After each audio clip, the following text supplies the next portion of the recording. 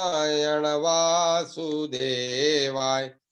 श्री कृष्ण गोविंद हरे मुरारी। हे नाथ नारायण वासुदेवाय।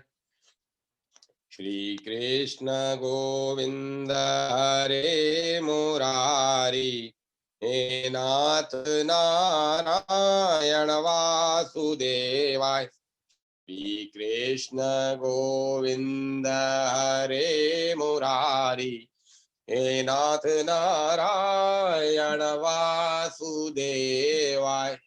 श्री कृष्ण गोविंद हरे मुरारी। हे नाथ नारायण वासुदेवाय। श्री कृष्ण गोविंद हरे मुरारी। हे नाथ नारायण वासुदेवाय। श्री कृष्ण गोविंद हरे मुरारी। हे नाथ नारायण वासुदेवाय। श्री कृष्ण गोविंद हरे मुरारी। हे नाथ नारायण वासुदेवाय। श्री कृष्ण गोविंद हरे मुरारी। हे नाथ नारायण वासुदेवाय। श्री कृष्ण गोविंद हरे मुरारी। हे नाथ नारायण वासुदेवाय। श्री कृष्ण गोविंद हरे मुरारी। हे नाथ नारायण वासुदेवाय। श्री कृष्ण गोविंद हरे मुरारी।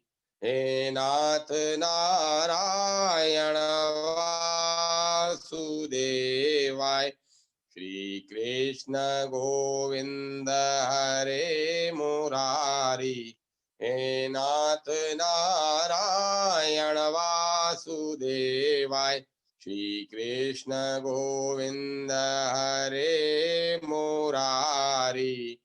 हे नाथ नारायण वासुदेवाय। श्री कृष्ण गोविंद हरे मुरारी। हे नाथ नारायण वासुदेवाय। श्री कृष्ण गोविंद हरे मुरारी। हे नाथ नारायण वासुदेवाय।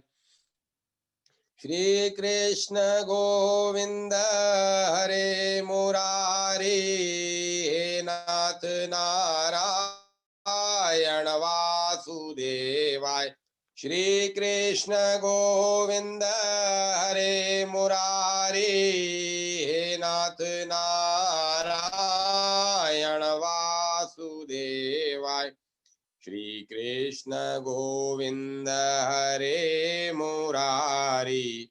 हे नाथ नारायण वासुदेवाय।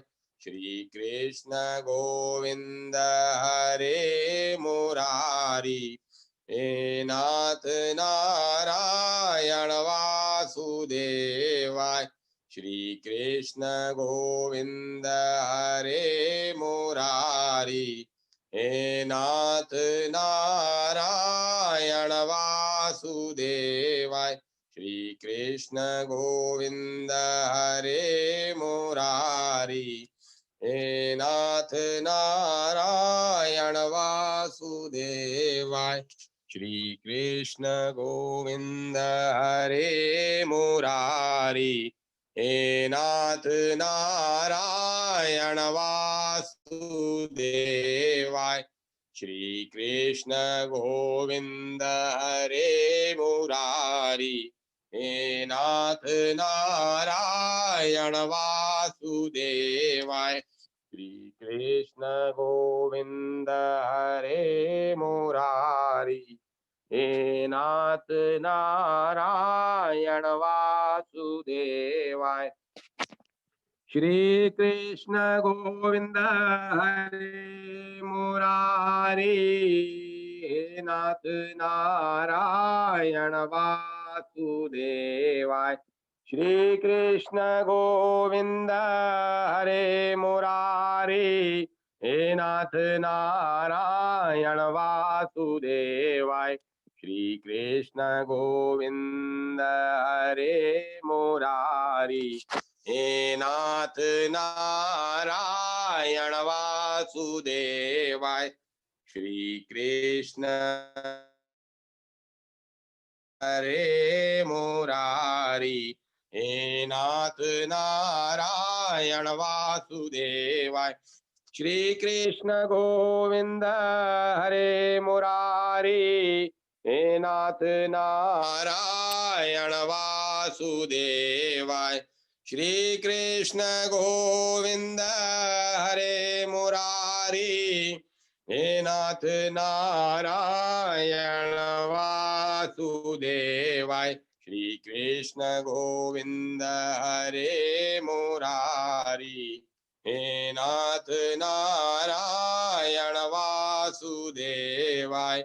श्री कृष्ण गोविंद हरे मुरारी, हे नाथ नारायण वासुदेवाय। श्री कृष्ण गोविंद हरे मुरारी, हे नाथ नारायण वासुदेवाय। श्री कृष्ण गोविंद हरे मुरारी, हे नाथ नारायण वासुदेवाय। श्री कृष्ण गोविंद हरे मुरारी, हे नाथ नारायण वासुदेवाय। श्री कृष्ण गोविंद हरे मुरारी, हे नाथ नारायण वासुदेवाय। श्री कृष्ण गोविंद हरे मुरारी, हे नाथ नारायण वासुदेवाय। सभी बोलिए। श्री कृष्ण हरि, हे नाथ नारायण वासुदेवाय। श्री कृष्ण गोविंद हरे मुरारी, हे नाथ नारायण वासुदेवाय। श्री कृष्ण गोविंद हरे मुरारी, हे नाथ नारायण।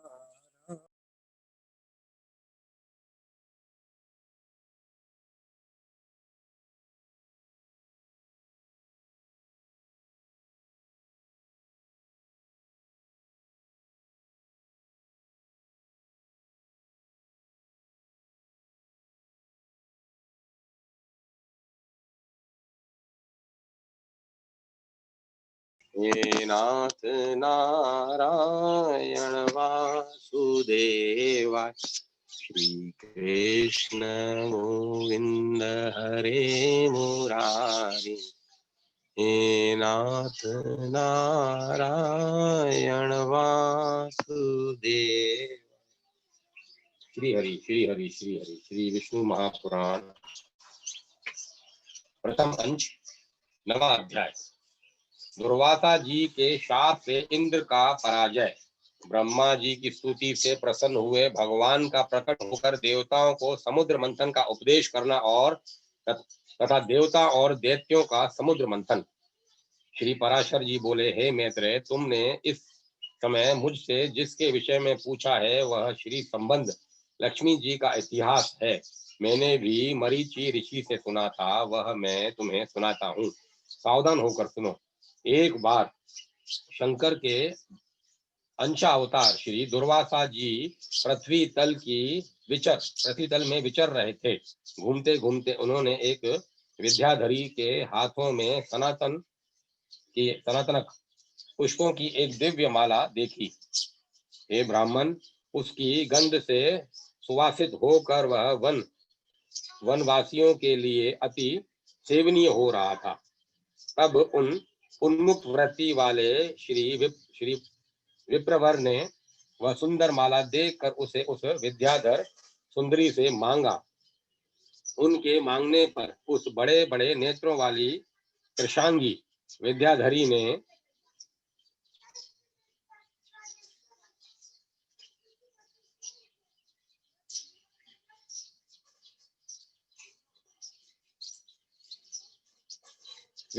उन्हें आदर पूर्वक प्रणाम कर वह माला दे दी। हे मैत्रेय, उन उन्मुक्त वेशधारी विप्रवर ने उसे लेकर अपने मस्तक पर डाल लिया और पृथ्वी पर विचरने लगे। इसी समय उन्होंने उन्मुक्त ऐरावत पर चढ़कर देवताओं के साथ आते हुए त्रिलोकाधिपति शचीपति इंद्र को देखा। उन्हें देखकर मुनिवर दुर्वासा ने उन्मुक्त के समान वह मत वाले घोरों से गुंजायमान माला अपने सिर पर से उतारकर देवराज इंद्र के ऊपर फेंक दी। देवराज ने उसे लेकर ऐरावत के मस्तक पर डाल दी। उस समय वह ऐसी सुशोभित हुई मानो कैलाश पर्वत के शिखर पर श्री गंगा जी विराजमान हो। उस उन मदोन्मत्त हाथी ने भी उसकी गंध से आकर्षित हो उसे सूंड से सूंघकर पृथ्वी पर फेंक दिया। हे मैत्रेय, यह देखकर मुनि श्रेष्ठ भगवान दुर्वासा जी अति क्रोधित हुए और देवराज इंद्र से इस प्रकार बोले। दुर्वासा जी ने कहा, अरे ऐश्वर्य के मद से दूषित चित्त इंद्र, तू बड़ा ढीठ है। तूने मेरी दी हुई संपूर्ण शोभा की धाम माला का कुछ भी आदर नहीं किया। अरे तूने न तो प्रणाम करके बड़ी कृपा की ऐसा ही कहा है और न हर्ष से प्रसन्न वंदन होकर उसे अपने सिर पर ही रखा। रे मूढ़, तूने मेरी दी हुई माला का कुछ भी मूल्य नहीं किया, इसीलिए तेरा त्रिलोकी का वैभव नष्ट हो जाएगा। इंद्र, निश्चय ही तू मुझे और ब्राह्मणों के समान ही समझता है, इसीलिए तुझे अति मानी ने हमारा इस प्रकार अपमान किया है।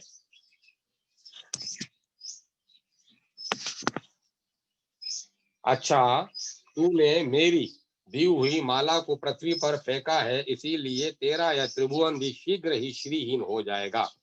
रे देवराज, जिसके क्रुद्ध होने पर संपूर्ण चराचर जगत भयभीत हो जाता है, उस मेरा ही तूने अति गर्व से इस प्रकार अपमान किया। श्री पराशर जी बोले, तब तो इंद्र ने तुरंत ही ऐरावत हाथी से उतरकर निष्पाप मुनिवर दुर्वासा जी को अनुन्य विनय करके प्रसन्न किया। तब उसके प्रणामादि करने से प्रसन्न होकर मुनि श्रेष्ठ दुर्वासा जी उससे इस प्रकार कहने लगे। दुर्वासा जी बोले, इंद्र, तू कृपालु चित्त नहीं है। मेरे अंतःकरण में क्षमा को स्थान नहीं है। वे मुनिजन तो और ही हैं, जो तुम मुनिजन और ही हैं, तुम समझो, मैं तो दुर्वासा हूं ना। गौतम आदि अन्य मुनिजनों ने व्यर्थ ही तुझे इतना मुंह लगा लिया है, पर याद रख, मुझ दुर्वासा का सर्वस्व तो क्षमा न करना ही है। दया मूर्ति वशिष्ठ आदि के बढ़ बढ़कर स्तुति करने से तू इतना गर्वीला हो गया कि आज मेरा भी अपमान करने चला है। अरे आज त्रिलोकी में ऐसा कौन है जो मेरे प्रज्वलित जटा कलाप और टेढ़ी भ्रकुटी को देखकर भयभीत न हो जाए। रे शतक्रतो, तू बारंबार अनुनय विनय करने का ढोंग क्यों करता है? तेरे इस कहने सुनने से क्या होगा, मैं क्षमा नहीं कर सकता।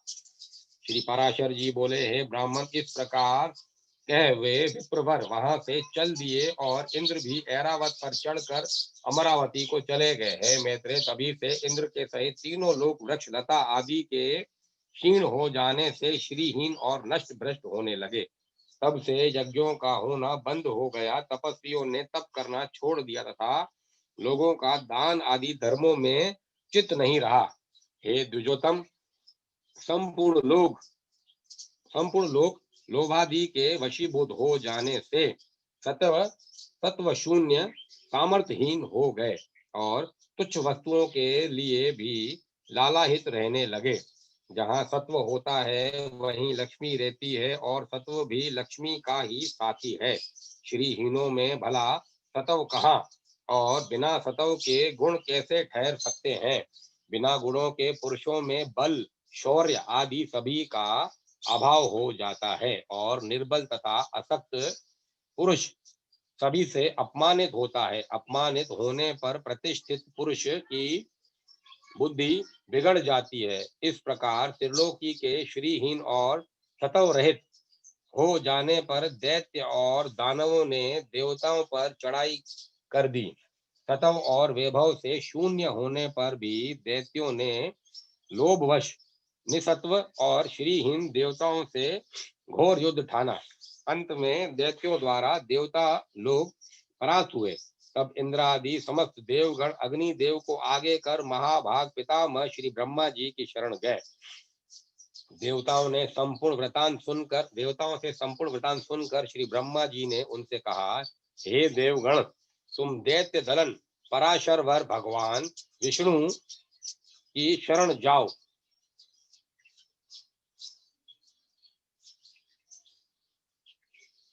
तुम दैत्य दलन परावरेश्वर भगवान विष्णु की शरण जाओ तो आरोप से संसार की उत्पत्ति, स्थिति और संहार के कारण है, किंतु वास्तव में कारण भी नहीं है।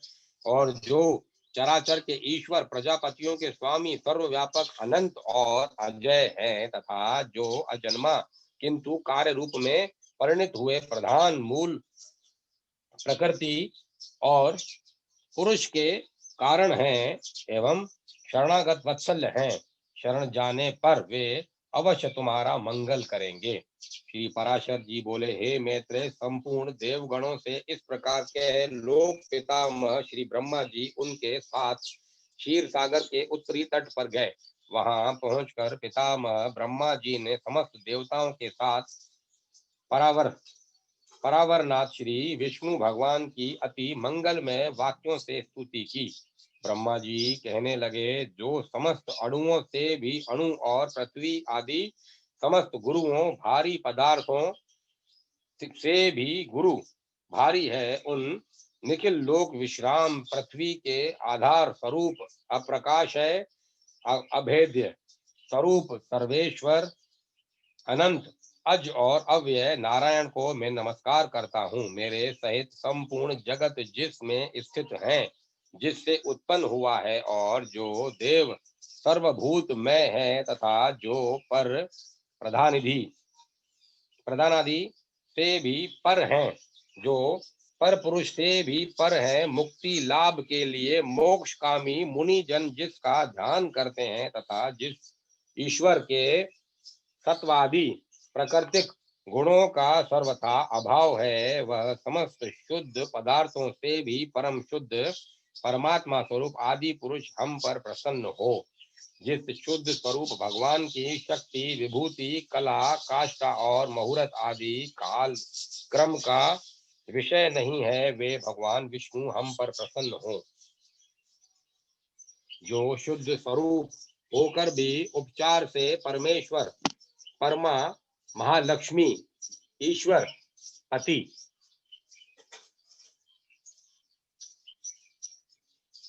अर्थात लक्ष्मीपति कहलाते हैं, और जो समस्त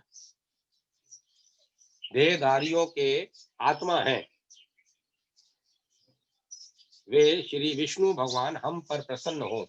जो कारण और कार्य रूप हैं, तथा कारण के भी कारण और कार्य के भी कार्य हैं, वे श्री हरि हम पर प्रसन्न हो। जो कार्य महतत्व के कार्य अहंकार का भी कार्य तन मात्रा पंचक है, उसके कार्य भूत पंचक का भी कार्य ब्रह्मांड जो स्वयं है, और जो उसके कार्य ब्रह्म दक्षादि का भी कार्यभूत प्रजापतियों के पुत्र पौत्रादि हैं, उसे हम प्रणाम करते हैं, तथा जो जगत के कारण ब्रह्मादि का कारण ब्रह्मांड और उसके कारण भूत पंचक के कारण पंच तन मात्रा के कारणों अहंकार महत्वादि का भी हेतु मूल प्रकृति है, उस परमेश्वर को हम प्रणाम करते हैं। जो भोक्ता और भोग्य, सृष्टा और सृज्य तथा कर्ता कर्ता और कार्य रूप स्वयं ही है, उस परम पद को हम प्रणाम करते हैं। जो विशुद्ध बोध स्वरूप नित्य अजन्मा अक्षय अव्यय अव्यक्त और अविकारी है, वही विष्णु का परम पद पर स्वरूप है। जो न स्थूल है, न सूक्ष्म और न किसी अन्य विशेषण का विषय है, वही भगवान विष्णु का नित्य निर्मल परम पद है। हम उसको प्रणाम करते हैं, जिसके अयुतांश 10,000वें अंश के अयुतांश में यह विश्व रचना की शक्ति स्थित है, तथा जो पर ब्रह्म स्वरूप है, उस अव्यय को हम प्रणाम करते हैं। नित्य युक्त योगी गण अपने पुण्य पापादि का श्रेय हो जाने पर ओमकार द्वारा चिंतनीय जिस अविनाशी पद का साक्षात्कार करते हैं, वही भगवान विष्णु का परम पद है, जिसको देवता गण मुनि गण शंकर और मैं भी जिसको देवगण मुनिगण शंकर और मैं कोई भी नहीं जान सकते, वही परमेश्वर श्री विष्णु का परम पद है। जिस अभूतपूर्व देव की ब्रह्मा विष्णु और शिव रूप शक्तियां हैं, वही भगवान विष्णु का परम पद है। हे सर्वेश्वर, हे सर्वभूतात्मन, हे सर्वरूप, हे सर्वाधार, हे अच्युत, हे विष्णु, हम भक्तों पर प्रसन्न होकर हमें दर्शन दीजिए। श्री पराशर जी बोले, ब्रह्मा जी के उन उद्गारों को सुनकर देवगण भी प्रणाम करके बोले, प्रभु हम पर प्रसन्न होकर हमें दर्शन दीजिए। हे जगत धाम सर्वगत अच्युत, जिसे ये भगवान ब्रह्मा जी भी नहीं जानते, आपके उस परम पद को हम प्रणाम करते हैं। तदंतर ब्रह्मा और देवगणों के बोल चुकने पर बृहस्पति आदि समस्त देव ऋषि गण कहने लगे, जो परम सत्वनीय आग आग यज्ञ पुरुष है और पूर्वजों के भी पूर्व पुरुष हैं, उन जगत के रचयिता निर्विशेष परमात्मा को हम नमस्कार करते हैं। हे भूत भव्येश यज्ञ मूर्तिधर भगवान, हे अवयव, हम सब शरणागतों पर आप प्रसन्न होइए और दर्शन दीजिए। हे नाथ हमारे सहित, हे ब्रह्मा जी रुद्रों के सहित भगवान शंकर, 12 आदित्यों के सहित भगवान उषा, अग्नियों के सहित पावक और ये दोनों अश्वनी कुमार, 8 वसु, समस्त मरुदगण, साध्य गण, विश्वे देव तथा देवराज इंद्र, ये सभी देवगण दैत्य सेना से पराजित होकर अति प्रणत हो आपकी शरण में आए हैं। श्री पराशर जी बोले, हे मैत्रेय, इस प्रकार स्तुति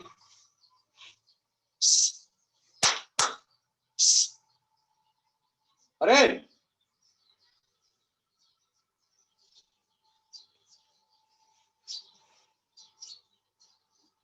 हे मित्र, इस प्रकार स्तुति किए जाने पर शंख चक्रधारी भगवान परमेश्वर उनके सम्मुख प्रकट हुए।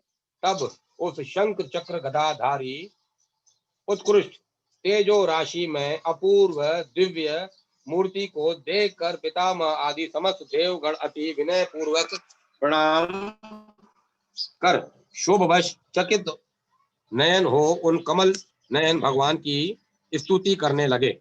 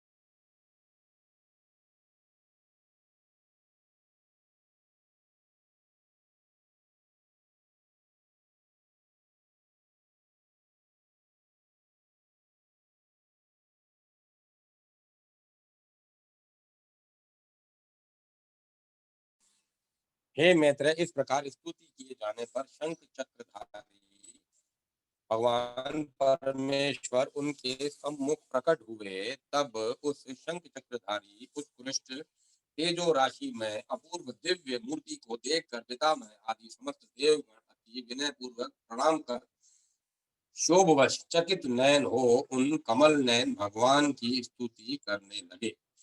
देवगण बोले, हे प्रभु, आपको नमस्कार है।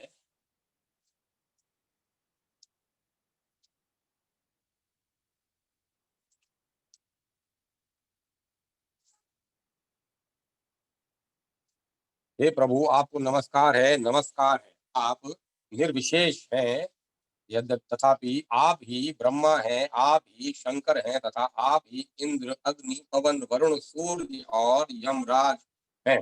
हे देव, वसुगण, मरुदगण, साध्यगण और विशेष विश्व देवगण भी आप ही हैं तथा आपके सम्मुख जो यह देव समुदाय हैं, हे जगत सृष्टा, आप भी, वह भी आप ही हैं, क्योंकि आप सर्वत्र परिपूर्ण हैं। आप ही यज्ञ हैं, आप ही वष्टाकार हैं तथा आप ही ओमकार और प्रजापति हैं। हे सर्वात्मन, विद्या, वेद और संपूर्ण जगत आप ही का स्वरूप तो है। हे विष्णु, दैत्यों से परास्त हुए हम आतुर होकर आपकी शरण में आए हैं। हे सर्व स्वरूप, आप हम पर प्रसन्न होइए और अपने तेज से हमें सशक्त कीजिए। हे प्रभु, जब तक जीव संपूर्ण पापों को नष्ट करने वाले आपकी शरण में नहीं जाता, हे प्रभु, जब तक जीव संपूर्ण पापों को नष्ट करने वाले आपकी शरण में नहीं जाता, तभी तक उसमें दीनता, इच्छा, मोह और दुख आदि रहते हैं। हे प्रसन्न आत्मन, हम शरणागतों पर आप प्रसन्न होइए और हे नाथ, अपनी शक्ति से हम सब देवताओं के खोए हुए तेज को फिर बढ़ाइए। श्री पराशर जी बोले, विनीत देवताओं द्वारा इस प्रकार स्तुति किए जाने पर विश्वकर्ता भगवान हरि प्रसन्न होकर इस प्रकार बोले, हे देवगण, मैं तुम्हारे तेज को फिर बढ़ाऊंगा। तुम इस समय में जो कुछ कहता हूँ वह करो। तुम दैत्यों के साथ संपूर्ण औषधियां लाकर समुद्र के लिए, क्षीर सागर में अमृत के लिए, तुम दैत्यों के साथ संपूर्ण औषधियां लाकर अमृत के लिए क्षीर सागर में डालो और मंदराचल को मथानी तथा वासुकी नाग को नेति बनाकर उसे दैत्य और दानवों के सहित मेरी सहायता से मत कर अमृत निकालो। तुम लोग साम नीति का अवलंबन कर दैत्यों से कहो कि इस काम में सहायता करने से आप लोग भी इसके फल के समान भाग पाएंगे। समुद्र के मथने पर उससे जो अमृत निकलेगा, उसका पान करने से तुम सबल और अमर हो जाओगे। हे देवगण, तुम्हारे लिए मैं ऐसी युक्ति करूंगा जिससे तुम्हारे द्वेषी दैत्यों को अमृत न मिल सकेगा और उनके हिस्से में केवल समुद्र मंथन का कलेश ही आएगा। श्री पराशर जी बोले, तब देव देव भगवान विष्णु के ऐसा कहने पर सभी देवगण दैत्यों से संधि करके अमृत प्राप्ति के लिए यत्न करने लगे। हे मैत्रेय, देव, दानव और दैत्यों ने नाना प्रकार की औषधियां लाकर उन्हें शरद ऋतु के आकाश की सी निर्मल कांति वाले क्षीर सागर के जल में डाला और मंदराचल को मथानी और वासुकी नाग को नेति बनाकर बड़े वेग से अमृत मथना आरंभ किया। भगवान ने जिस और वासुकी की पूंछ थी, उस और देवताओं को, और जिस और मुख था, उधर दैत्यों को नियुक्त किया। महातेजस्वी वासुकी के मुख से निकलते हुए निश्वासाग्नि से झुलसकर सभी देवगण दैत्यगण निस्तेज हो गए और उसी श्वास वायु से विक्षिप्त हुए मेघों के पूंछ की और बरसते रहने से देवताओं की शक्ति बढ़ती गई। हे महामुने, भगवान स्वयं कुर्म रूप धारण कर क्षीर सागर में घूमते हुए मंद्राचल के आधार हुए, और वे ही चक्र गदाधर भगवान अपने एक अन्य रूप में से देवताओं में और एक रूप से दैत्यों में मिलकर नागराज को खींचने लगे। तथा हे मैत्रेय, एक अन्य विशाल रूप से जो देवता और दैत्यों को दिखाई नहीं देता था, श्री केशव ने ऊपर से पर्वत को दबा रखा था। महान भगवान श्री हरि अपने तेज से नागराज वासुकी में बल का संचार करते थे, और अपने अन्य तेज से वे देवताओं का बल बढ़ा रहे थे। इस प्रकार देवता और दानवों द्वारा क्षीर समुद्र के मथे जाने पर पहले हवि यज्ञ सामग्री की आश्रय रूपा सुर पूजिता कामधेनु उत्पन्न हुई। हे महामुने, उस समय देव और दानव गण अति आनंदित हुए, और उसकी ओर चित्त खींच जाने से उनकी टकटकी बंद गई।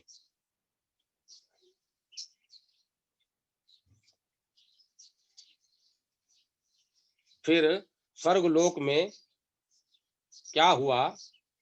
स्वर्गलोक में यह क्या है, इस प्रकार चिंता करते हुए सिद्धों के समक्ष मद से घूमते हुए नेत्रों वाली वारुणी देवी प्रकट हुई, और पुनः मंथन करने पर उस क्षीर सागर से अपनी गंध से त्रिलोकी को सुगंधित करने वाला तथा सुर सुंदरियों का आनंदवर्धक कल्प वृक्ष उत्पन्न हुआ।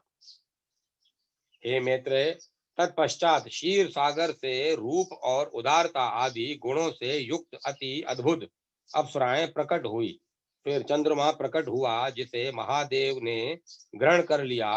उसी प्रकार क्षीर सागर से उत्पन्न हुए विष को नागों ने ग्रहण किया। फिर श्वेत वस्त्रधारी साक्षात भगवान धन्वंतरी जी अमृत से भरा कमंडलू लिए प्रकट हुए। हे मैत्रेय, उस समय मुनि गण के सहित समस्त दैत्य और दानव गण स्वस्थ चित्त होकर अति प्रसन्न हुए। उसके पश्चात विकसित कमल पर विराजमान स्फटुकांति मई श्री लक्ष्मी देवी हाथों में कमल पुष्प धारण किए क्षीर समुद्र से प्रकट हुई।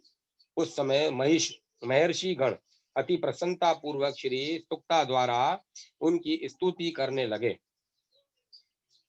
तथा विश्वावसु आदि गंधर्व गण उनके सम्मुख गान और धृताची आदि अप्सराएं नृत्य करने लगी। उन्हें अपने जल से स्नान कराने के लिए गंगा आदि नदियां स्वयं उपस्थित हुई, और दिग्गजों ने स्वर्ण कलशों में भरे हुए उनके निर्मल जल से सर्वलोक महेश्वरी श्री लक्ष्मी देवी को स्नान कराया। क्षीर सागर ने मूर्तिमान होकर उन्हें विकसित कमल पुष्पों की माला दी, तथा विश्वकर्मा ने उनके अंग प्रत्यंग में विविध आभूषण पहनाए। इस प्रकार दिव्य माला और वस्त्र धारण किए, दिव्य जल से स्नान कर दिव्य आभूषणों से विभूषित हो श्री लक्ष्मी जी संपूर्ण देवताओं के देखते देखते श्री विष्णु भगवान के वक्ष स्थल में विराजमान हुई। हे मैत्रेय, श्री हरि के वक्ष स्थल में विराजमान श्री लक्ष्मी जी का दर्शन कर देवताओं को अकस्मात अत्यंत प्रसन्नता हुई, और हे महाभाग, लक्ष्मी जी से परित्यक्त होने के कारण भगवान विष्णु के विरोधी विप्रचित्ति आदि दैत्यगण परम उद्विग्न व्याकुल हुए। तब उन महाबलवान दैत्यों ने श्री धन्वंतरी जी के हाथ से वह कमंडलू छीन लिया, जिसमें अति उत्तम अमृत भरा हुआ था। अतः स्त्री मोहिनी रूपधारी भगवान विष्णु ने अपनी माया से दानव को मोहित कर उनसे वह कमंडलू लेकर देवताओं को दे दिया। तब इंद्र आदि देवगण उस अमृत को पी गए। इससे दैत्य लोग अति तीखे खड्ग आदि शस्त्रों से सुसज्जित हो उनके ऊपर टूट पड़े। किंतु अमृत पान के कारण बलवान हुए देवताओं द्वारा मारी काटी जाकर दैत्यों की संपूर्ण सेना दिशा विदिशाओं में भाग गई और कुछ पाताल लोक में भी चली गई। फिर देवगण प्रसन्नता पूर्वक शंख चक्र गदाधारी भगवान को प्रणाम कर पहले ही के समान स्वर्ग का शासन करने लगे। हे मुनि श्रेष्ठ, उस समय से प्रखर तेजो युक्त भगवान सूर्य अपने मार्ग से तथा अन्य तारागण भी अपने अपने मार्ग से चलने लगे। सुंदर दीप्तिशाली भगवान अग्निदेव अत्यंत प्रज्वलित हो उठे और उसी समय से समस्त प्राणियों के धर्म में प्रवृत्ति हो गई। हे द्विजोत्तम, त्रिलोकी श्री संपन्न हो गई और देवताओं में श्रेष्ठ इंद्र भी पुनः श्रीमान हो गए। तदंतर इंद्र ने स्वर्गलोक में जाकर फिर से देव राज्य पर अधिकार पाया और राज सिंहासन पर आरूढ़ हो पद्महस्ता श्री लक्ष्मी जी की इस प्रकार स्तुति की। इंद्र बोले, संपूर्ण लोकों की जननी, विकसित कमल के सदृश नेत्रों वाली भगवान विष्णु के वक्ष स्थल में विराजमान कमलोद्भावा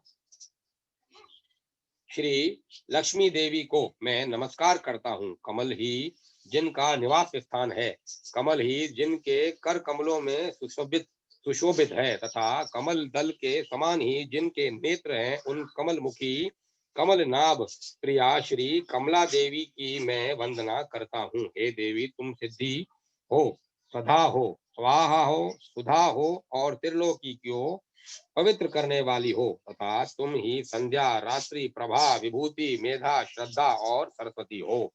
हे शोभने, यज्ञ विद्या, कर्म कांड, महाविद्या, उपासना और गुहा विद्या, इंद्रजाल तुम ही हो तथा हे देवी, तुम ही मुक्ति फलदायिनी आत्म विद्या हो। हे देवी, आवंशिकी, तर्क विद्या, वेद त्रयी, वार्ता, शिल्प, वाणिज्यादि और दंड नीति, राजनीति भी तुम्ही हो। तुम्ही ने अपने शांत और उग्र रूपों से यह समस्त संसार व्याप्त किया हुआ है। हे देवी, तुम्हारे बिना और ऐसी कौन स्त्री है जो देव देव भगवान गदाधर के योगी जन चिंतित सर्वज्ञ में शरीर का आश्रय पा सके। हे देवी, तुम्हारे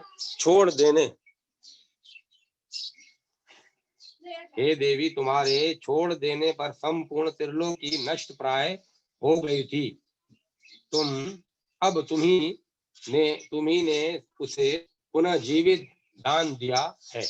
हे महाभागे, स्त्री, पुत्र, ग्रह, धन, धान्य तथा सहृदय, ये सब सदा आप ही के दृष्टिपात से मनुष्यों को मिलते हैं। हे देवी, तुम्हारी कृपा दृष्टि के पात्र पुरुषों के लिए शारीरिक आरोग्य, ऐश्वर्य, शत्रु पक्ष का नाश और सुख आदि कुछ भी दुर्लभ नहीं है। तुम संपूर्ण लोकों की माता हो और देव देव भगवान हरि पिता है।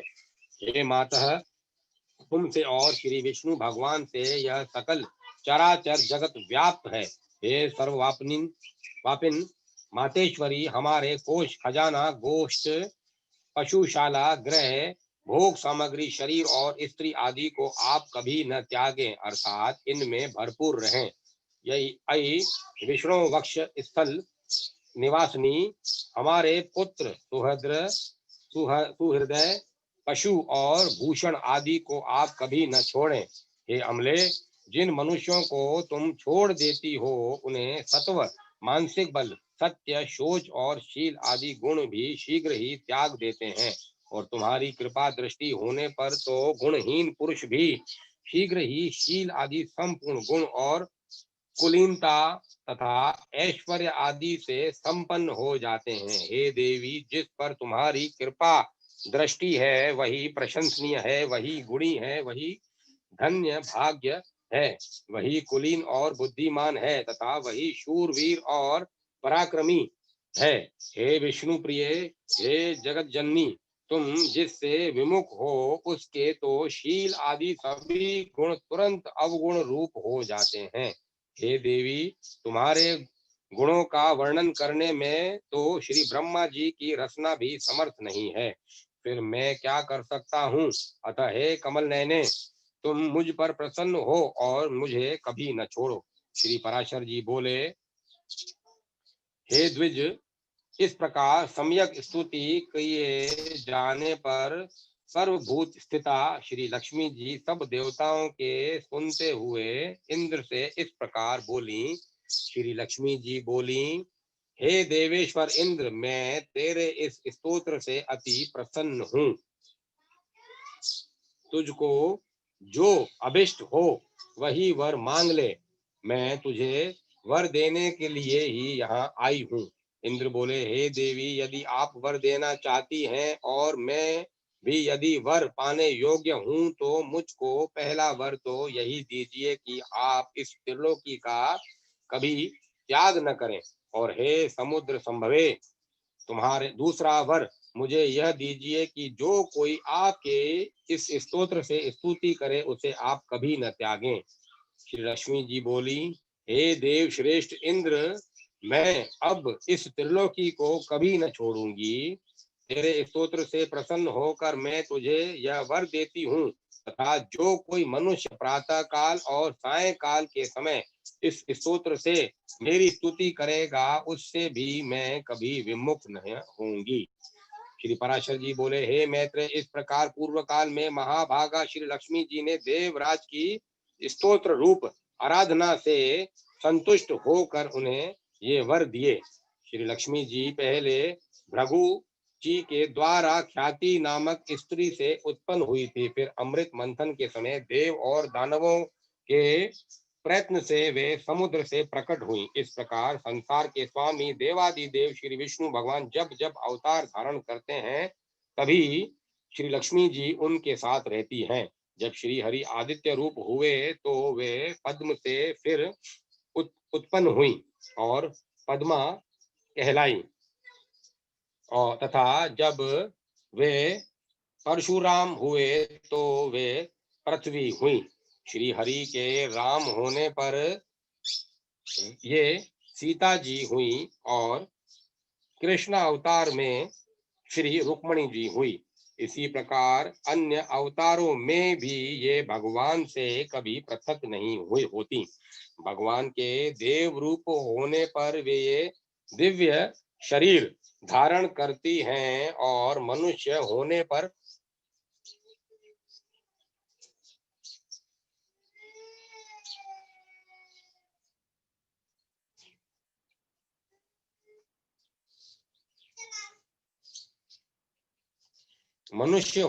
मानवीय रूप से प्रकट होती हैं। विष्णु भगवान के शरीर के अनुरूप ही ये अपना शरीर भी बना लेती हैं। जो मनुष्य लक्ष्मी जी के जन्म की इस कथा को सुनेगा अथवा पढ़ेगा उसके घर में वर्तमान, आगामी और भूत तीनों कुलों के तीनों कुलों के रहते हुए कभी लक्ष्मी का नाश न होगा। हे मुने, जिन घरों में लक्ष्मी जी के इस स्तोत्र का पाठ होता है उनमें कहे की आधारभूता दरिद्रता कभी नहीं कर सकती। ब्राह्मण, तुमने जो मुझसे पूछा था, पहले प्रभु जी की पुत्री होकर फिर लक्ष्मी जी क्षीर समुद्र से कैसे उत्पन्न हुई, तो मैंने तुमसे यह सब वृतांत कह दिया। इस प्रकार इंद्र के मुख से प्रकट हुई यह लक्ष्मी जी की स्तुति सकल विभूतियों की प्राप्ति का कारण है। जो लोग इसका नित्य प्रति पाठ करेगा उनके घर में निर्धनता कभी नहीं रह सकती।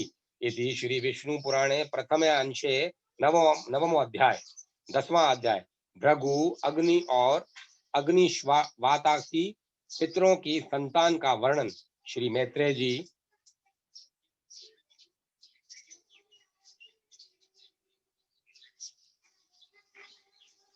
श्री मैत्रेय जी बोले, हे मुने, मैंने आपसे जो कुछ पूछा था वह सब आपने वर्णन किया। अब भृगु जी की संतान से लेकर संपूर्ण सृष्टि का आप मुझसे फिर वर्णन कीजिए। श्री पराशर जी बोले, भृगु जी के द्वारा ख्याति से विष्णु पत्नी लक्ष्मी जी और धाता विधाता नामक 2 पुत्र उत्पन्न हुए। महात्मा मेरु की आयति और नियति नामनी कन्याएं धाता और विधाता की स्त्रियां थी।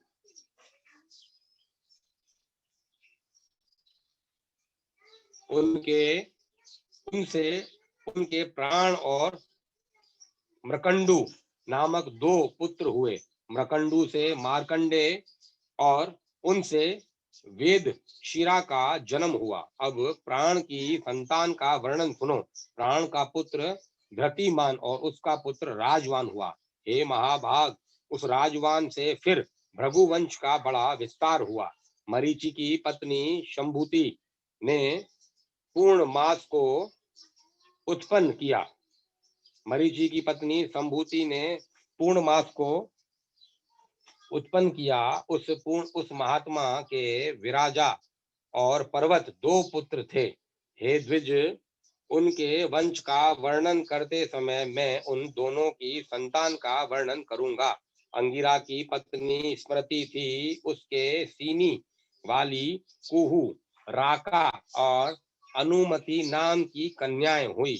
अत्रि की भार्या अनसुईया ने चंद्रमा, दुर्वासा और योगी दत्तात्रेय इन निष्पाप पुत्रों का जन्म अत्रि की भार्या अनसुईया ने चंद्रमा, दुर्वासा और योगी दत्तात्रेय इन निष्पाप पुत्रों को जन्म दिया। पुलस्त्य की स्त्री प्रीति से दतोलिका जन्म हुआ, जो अपने पूर्व जन्म में स्वयंभू मनवंतर में अगस्त्य कहा जाता था। प्रजापति पुलह की पत्नी क्षमा से कर्दम, उर्वरियान और सहिष्णु ये 3 पुत्र हुए। क्रतु की संतति नामक भार्या ने अंगूठे के पुरुओं के समान शरीर वाले तथा प्रखर सूर्य के समान तेजस्वी वाल खिलियादि 60,000 उदरवरेता मुनियों को जन्म दिया। वशिष्ठ की ऊर्जा नामक स्त्री से रज, गोत्र, उदर्व बाहु, स्वन, अनग, सत्सुतपा और शुक्र ये 7 पुत्र उत्पन्न हुए। ये निर्मल स्वभाव वाले समस्त मुनिगण तीसरे मनवंतर में सप्तऋषि हुए। हे द्विज, अग्नि का अभिमानी देव जो ब्रह्मा जी का ज्येष्ठ पुत्र है, उसके द्वारा स्वाहा नामक पत्नी से अति तेजस्वी पावक पवमान और जल को भक्षण करने वाला शुचि ये 3 पुत्र हुए। इन तीनों के प्रत्येक के 15-15 पुत्र के क्रम से 45 संतानें हुई। पिता अग्नि और उसके 3 पुत्रों को मिलाकर ये सब अग्नि ही कहलाते हैं। इस प्रकार कुल 49 अग्नि कहे गए हैं। हे द्विज, ब्रह्मा जी द्वारा रचे गए जिन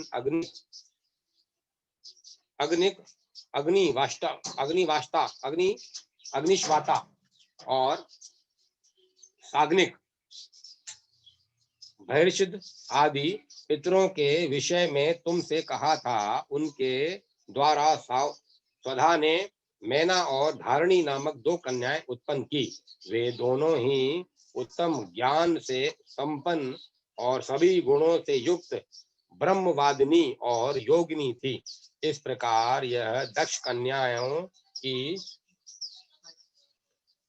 वंश परंपरा का वर्णन किया। जो कोई श्रद्धा पूर्वक इसका स्मरण करता है वह निसंतान नहीं रहता। इति श्री विष्णु पुराणे प्रथमे अंशे 10वां अध्याय।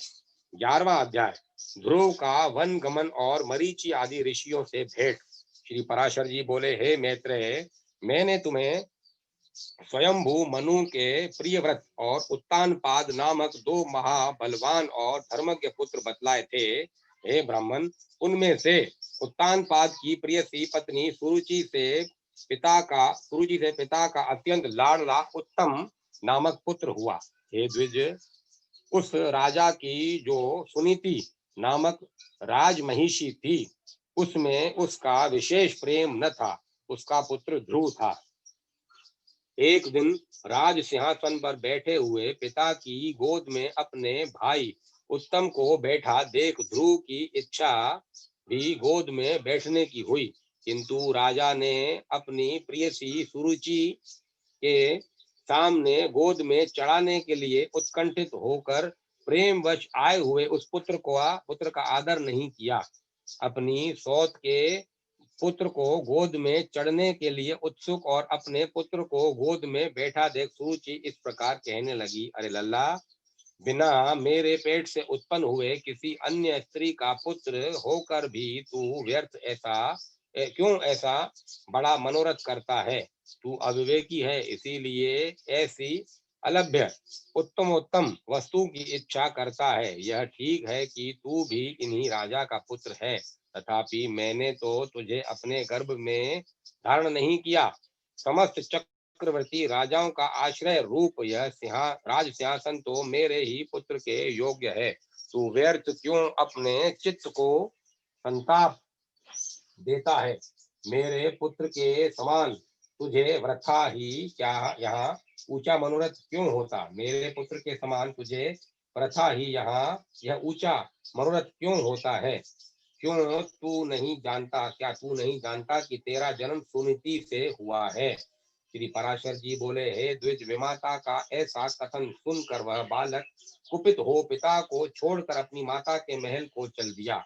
हे मैत्री, जिसके होष्ट कुछ कुछ कांप रहे थे, ऐसे अपने पुत्र को क्रोध युक्त देखकर सुनीति ने उसे गोद में बिठाकर पूछा, बेटा, तेरे क्रोध का कारण क्या है? तेरा किसने आदर नहीं किया? तेरा अपराध करके कौन तेरे पिताजी का अपमान करने चला है?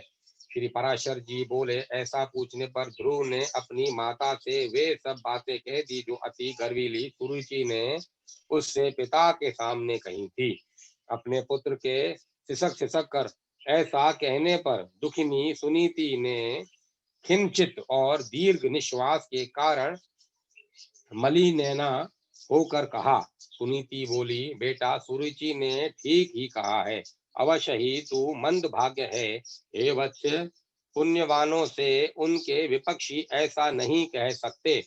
बच्चा, तू व्याकुल मत हो, क्योंकि तूने पूर्व जन्मों में जो कुछ किया है उसे दूर कौन कर सकता है, और जो नहीं किया वह तुझे दे भी कौन सकता है?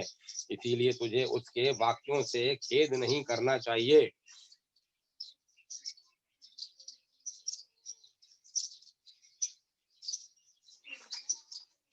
हे वत्स, जिसका पुण्य होता है उसी को राजासन, राज्य, छत्र तथा उत्तम उत्तम घोड़े और हाथी आदि मिलते हैं। ऐसा जानकर तू शांत हो जा। अन्य जन्मों में किए हुए पुण्य कर्मों के कारण ही सुरुचि प्रीति है, और पुण्यहीना होने से ही मुझ जैसी स्त्री केवल भार्या भरण करने योग्य कही जाती है। उसी प्रकार उसका पुत्र उत्तम भी बड़ा पुण्य पुंज संपन्न है, और मेरा पुत्र तू ध्रुव मेरे समान ही अल्प पुण्यवान है। तथापि बेटा, तुझे दुखी नहीं होना चाहिए, क्योंकि जिस मनुष्य को जितना मिलता है वह अपनी ही पूंजी में मगन रहता है। और यदि सुरुचि के वाक्यों से तुझे अत्यंत दुख ही हुआ है, तो सर्व फलदायक पुण्य के संग्रह करने का यत्न कर। तू सुशील, पुण्यात्मा, प्रेमी और समस्त प्राणियों का हितैषी बन, क्योंकि जैसे नीची भूमि की ओर ढलकता हुआ जल अपने आप ही पात्र में आ जाता है, वैसे ही सत्पात्र मनुष्य के पास स्वतः ही समस्त संपत्तियां आ जाती हैं। ध्रुव बोला, माता जी, तुमने मेरे चित्त को शांत करने के लिए जो वचन कहे हैं वे दुर्वाक्यों से भींगे हुए मेरे हृदय में तनिक भी नहीं ठहरते। इसीलिए मैं तो अब यही प्रयत्न करूंगा जिससे संपूर्ण लोकों से आदरणीय सर्वश्रेष्ठ पद को प्राप्त कर सकूं। राजा की प्रियसी तो अवश्य सुरुचि है ही है, और मैंने उसके उदर से जन्म भी नहीं लिया है। तथापि हे माता, अपने गर्भ में बड़े हुए मेरा प्रभाव